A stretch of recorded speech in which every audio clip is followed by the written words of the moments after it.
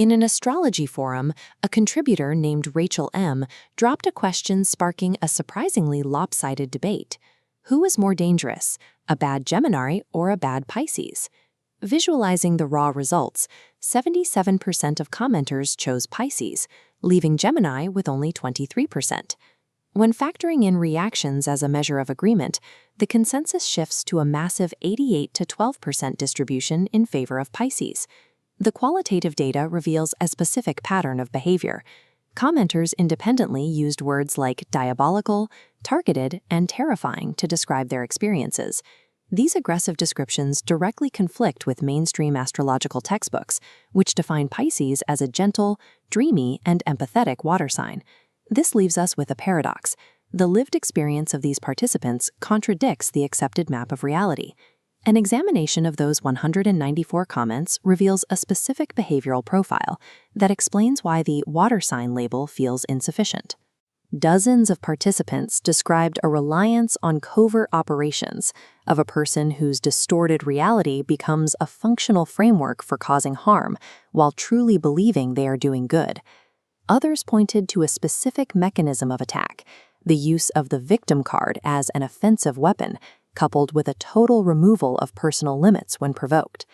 In psychological terms, these aren't traits of emotional fluidity. They describe the survival state of a cornered fighter. This suggests a regression to early survival trauma. Facing a perceived threat, the nervous system snaps into a combat protocol, suspending empathy for raw protection. The crowd in this thread isn't describing a dreamer. They are describing the first archetype of the zodiac, the warrior, Aries.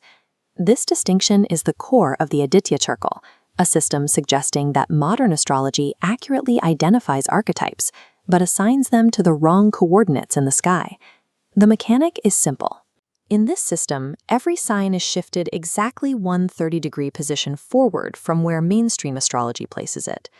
Under this shift, the 30-degree arc we call Pisces perfectly aligns with the Aries archetype, the warrior and the survivor. Following the same rule, the arc we call Gemini aligns with the mother archetype, Cancer. This archetype governs conditional love and emotional withdrawal. This explains the difference in the perceived threat. The Gemini-Cancer wound is the withdrawal of love. The Pisces-Aries wound is a perceived threat to survival. While a wound to the heart is painful, a threat to existence triggers a much more visceral fear, a distinction that aligns with the specific 77% split found in the discussion group. This warrior energy isn't inherently destructive.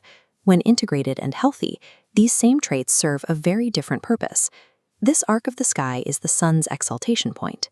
It represents immense power that, when focused, produces extraordinary dedication and authenticity.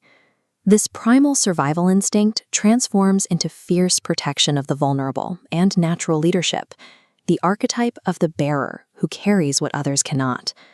This helps explain why many self-identified Pisces in the forum were so comfortable admitting to their own darkness. The warrior archetype operates with a directness that values raw truth over social politeness. The observations from this Facebook discussion mirror a pattern documented by the Aditya tradition for years. The visceral intuition of these commentators pointed toward a structural alignment that traditional theory had overlooked. When the data from the ground consistently contradicts the legend on the map, the most logical response is to redraw the map.